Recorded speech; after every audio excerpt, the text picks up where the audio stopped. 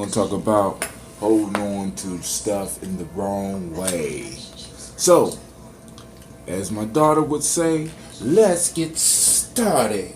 Let's get started.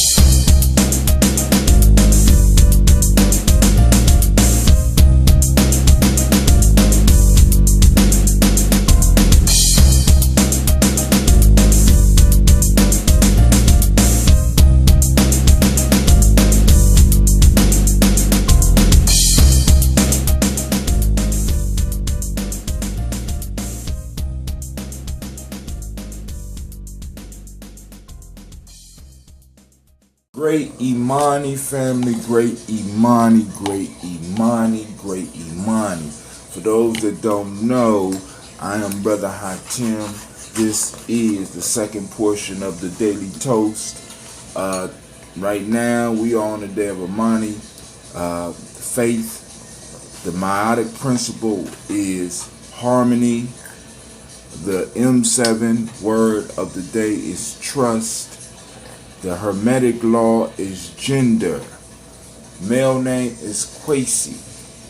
I got the fire in the female name. Because I mixed Uncle up. Chris. Huh? Uncle Chris. Okay. Alright. So, now, today we talking about holding on to the... I'm already starting the day. Y'all see I'm on day 7. Woohoo!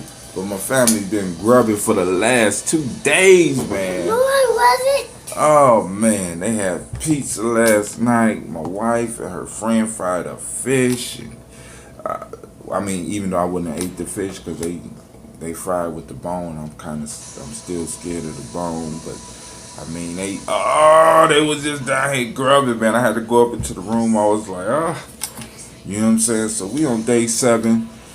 So we'll be starting a new cycle tomorrow. And tomorrow, part of the cycle for me, I will be moving to water and just that ambrosia. Alright? Then when I run out of ambrosias, just that water. Because I'm going to be running short on the ambrosia real soon. Except I got some bottles sitting around. You know, people order them, and you know if they don't get to them fast enough, it ain't my fault. It ain't my fault. It ain't my fault, right? I gave them plenty of opportunity, but now let's talk about what we talking about today.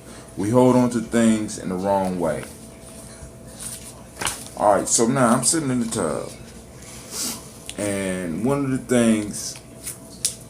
Because I often get stories and stuff. So I'm sitting in the tub and I'm thinking about a story. Come on through. I'm thinking about this story.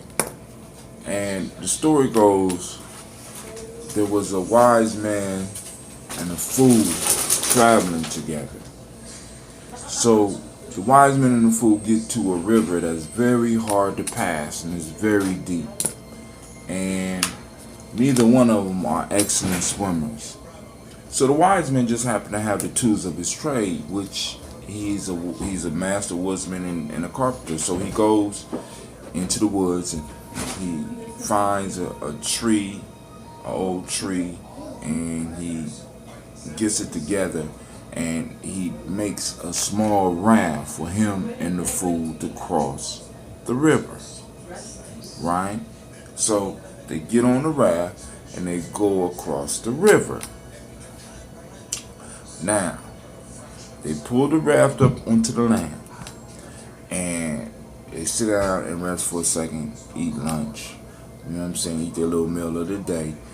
They the wise man is a woodsman, so he goes out to the woods. He grabs the fire first, but in order to keep the fire from spreading to everything around, he gets stones and he places the stones around the fire, right, to keep the fire confined. And then he go back into the woods. He come back and he got some food, right? Of course, he caught a rabbit or whatever he caught. He caught some food and he skins it and puts it up on a spit, and they spin and get the food together and they eat.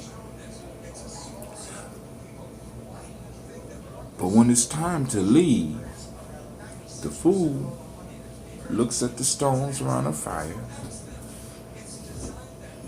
start picking up the stones and putting them in his bag.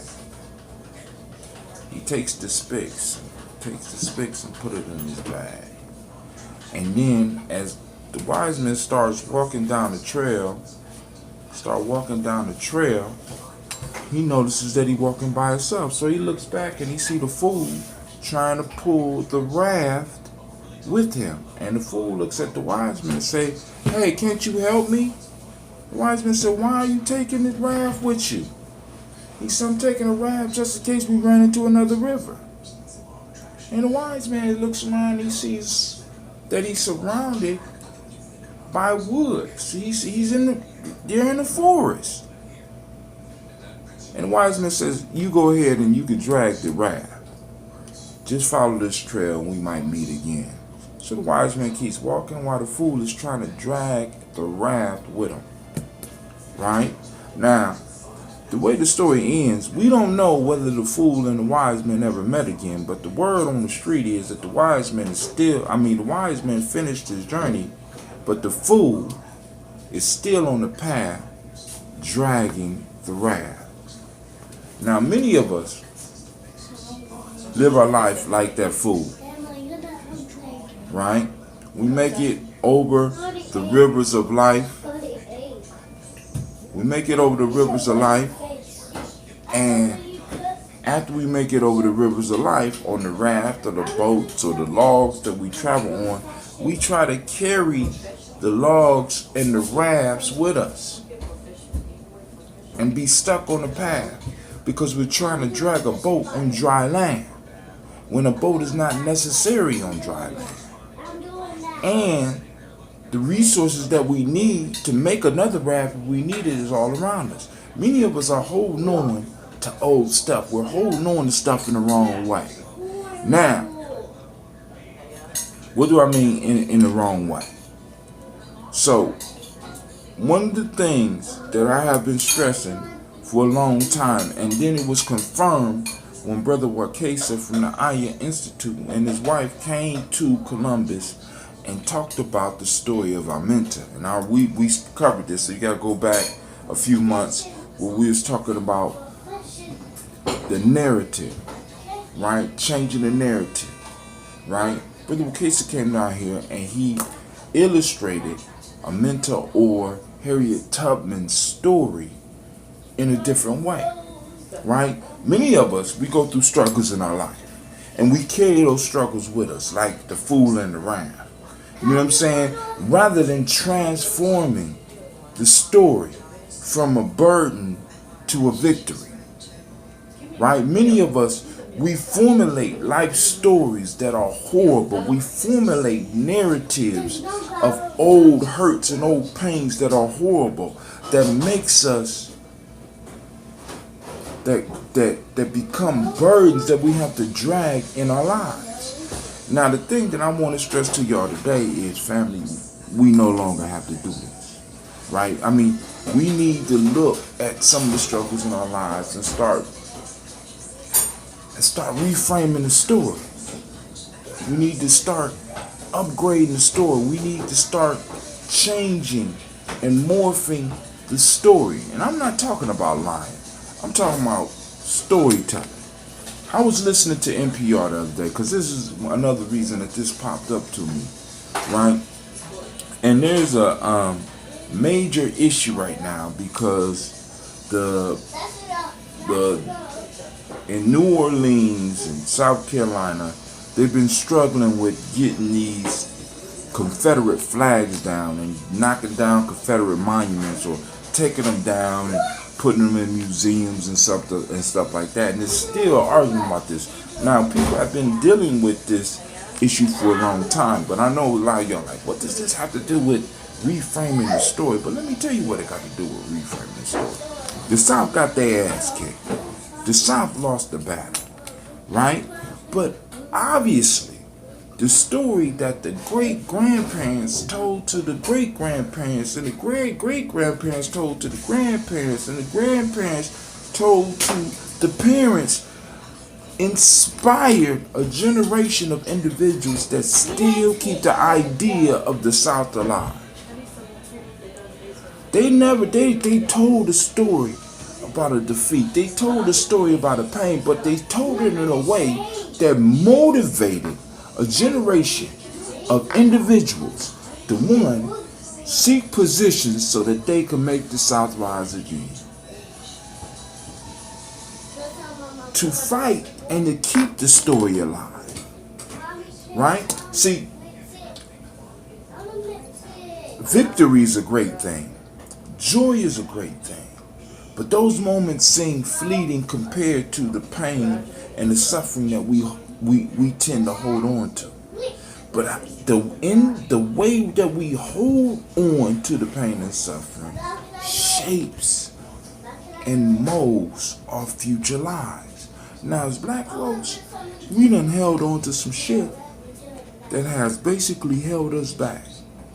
We hold on to stuff in the wrong way, right? We look at the civil rights struggle as a struggle rather than a civil rights victory. You know what I'm saying? Rather than you know what I'm saying? It's like the way we tell the stories. Like when you look at the water hoses being thrust upon the people, we're holding on to those stories in the wrong way, right? When we see the dogs being sicked on people, we look at it in the wrong way, right? You know what I'm saying? We don't heighten up the bravery that it took for an individual to stand in front of a water hose that's going at the speed of a car and the force of a car and knocking them and rolling them down the street.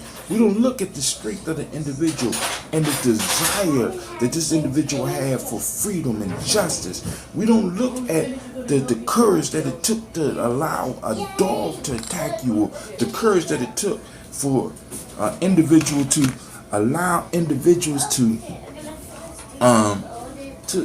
assault them for freedom.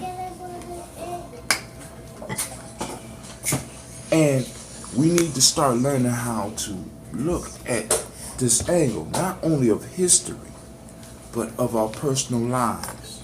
Alright? Y'all see the whole family is out. They all going to the kitchen to eat. And I'm about to get out of here. Because this is about... He's fasting. Yeah. You fasting? No, you. Yeah, I'm fasting. And it's cool. But hey, I'm not bothered about it. Huh? And cool. Right? So now, this is the issue, family. We need to start learning to reframe the story. You need to reframe the story of your life and then start reframing the story of our history. Right? Because today is Imani. Good job, Gina. Because this is not, our struggle is not a struggle of failure. Our struggle is a struggle of victory. And we need to learn to retell those tales in victory and in strength. Because they will nourish future generations that will want to place themselves in prominent positions so that they continue the legacy. Nobody wants to continue the legacy of a loser. Nobody wants to be with a loser. We need to drop that wrath on the path and catch up with wisdom. Rather than being a fool, dragging a wrath on dry land. It makes no sense. Absolutely no sense. So in your life, family, celebrate your victories. Celebrate your defeats. Reframe your defeats. Reframe your struggles. Reframe your sadness so that you get the lesson out of it. Ring and stress your mind to get the lesson so that you can push forward. Right? You in a critical breakup right now. You know what I'm saying? Boom. Or you can reflect on the breakup in your life. Look at where it propelled you to. And tell and frame the story in that way. You know what I'm saying? We gotta reframe it, family. That's all I'm saying. So this one is, I know it's extremely short, but I'm smelling waffles. I'm smelling, I don't even eat turkey right now, but I'm lying. It's eggs brewing around me. Got people smacking. So, hey, get out the camera, girl. And my daughter's hair is messed up. I don't want that to be seen on air. Not the GNJ project. So, we out. And I want to say peace. Peace, power, and joy. Peace, power, joy, and 100 years. Thank you for watching the video. I want you to subscribe. Click the bird right there. The fiery bird. And I also have a special video just for you. Right there. And for those that want more information about gye-nyame Journey, go to our site.